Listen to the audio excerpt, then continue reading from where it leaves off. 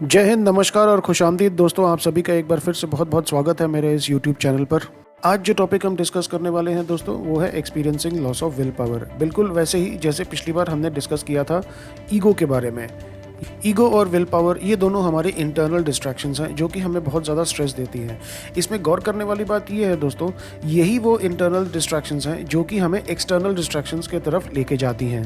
Last video जो कि ego यानी अहंकार के बारे में था, अगर आपने उसे नहीं देखा है तो उसको ज़रूर देखिए, उसका लिंक मैंने डिस्क्रिप्शन बॉक्स में डाल दिया है। ये दोनों ही वीडियोस में जो जानकारी है वो एक्चुअली आपके लिए लाइफ चेंजिंग मोमेंट्स होने वाली है, तो इसको प्लीज़ देखिए और अंत तक देखिए। शेयर, सब्सक्राइब, लाइक और प्लीज़ कमेंट ज़रूर कीजिए ताकि हमें भी पता चले कि आपको कैसा लग रहा है। और दोस्तों, आज के वीडियो के बाद लाइफ में कभी आपको विल पावर रिलेटेड चिंता नहीं करनी होगी, क्योंकि आप इसको अपने आप ही फिक्स कर पाएंगे। वीडियो के पहले भाग में मैं आपको बताने वाला हूँ कि विल पावर क्या है, और वीडियो के सेकेंड हाफ में मैं आपको बताने वाला हूँ कि ये विल पावर फेल क्यों होती है।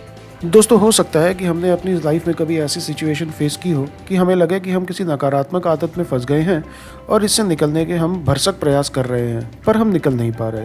हमारे फ्रेंड्स और रिलेटिव्स भी हमारे में विल पावर की कमी मानते हुए हमें तरह तरह की सलाहें भी देने लगते हैं, और फलस्वरूप हम भी मानने लग जाते हैं कि शायद हमारे में विल पावर की ही कमी है जो हम इस आदत से नहीं निकल पा रहे। तो आइए सबसे पहले यही समझ लेते हैं कि विल पावर आखिर है क्या। जब हम विल पावर की टर्म को उल्टा करके देखते हैं तो ये बनता है द पावर ऑफ विल, यानी शक्ति इच्छा की। और अब ये इच्छा क्या है? कुछ करने की तमन्ना को इच्छा कहते हैं, पर क्या हम जो भी इच्छा करते हैं वो हर बार कर पाते हैं? नहीं ना। उदाहरण के तौर पे एक स्मोकर की इच्छा ये होती है कि वो स्मोकिंग छोड़ दे, पर फिर भी स्मोकिंग वो नहीं छोड़ पाता, ये जानते हुए भी कि उसके दूरगामी प्रभाव क्या होने वाले हैं। विल पावर हमारे ब्रेन का वो तंत्र है जिसका प्रयोग जब हम इच्छा पर करते हैं तो उसको बल मिलता है और हम अपने डिसीजन पर कायम रह पाते हैं। यानी ये एक ऐसी अंदरूनी शक्ति है जो हमें नैतिकता के आधार पर लिए गए डिसीजंस पर कायम भी रखती है और उसकी तरफ एक्शन लेने में भी मदद करती है। पर चूंकि कोई भी नकारात्मक आदत एक दिन में लगती नहीं, वैसे ही एक दिन में ये ठीक भी नहीं होती और हमें हर रोज अपने डिसीजन के साथ कायम रहना पड़ता है।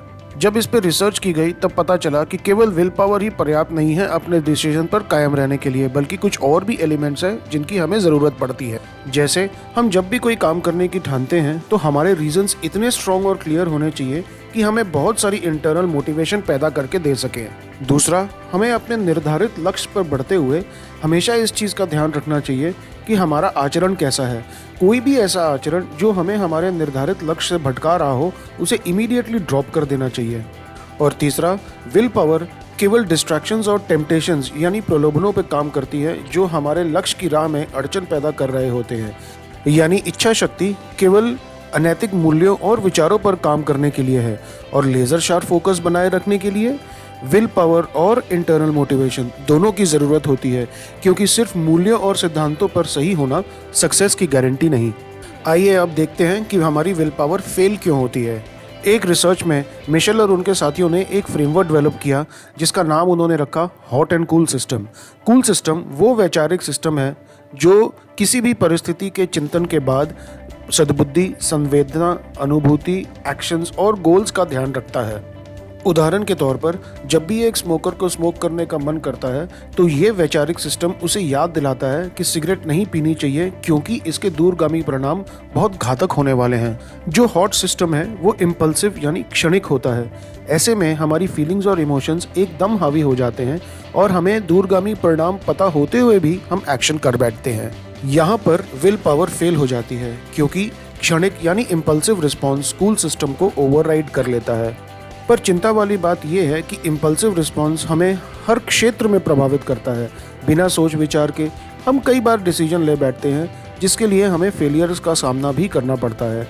इसीलिए हमें जागरूक रहना चाहिए कि कहीं ये इम्पल्सिविटी हमारी आदत न बन जाए, और जिन्हें इस आदत की समस्या है अब वो भी सही पॉइंट पर फोकस कर अपना सुधार कर सकेंगे। आने वाली वीडियोस में दोस्तों इस इम्पल्सिविटी को डील करने के कई तरीके आपके साथ डिस्कस करूंगा। आज के लिए इतना ही दोस्तों। जुड़े रहने के लिए सब्सक्राइब और कमेंट करना ना भूलें। जय हिंद।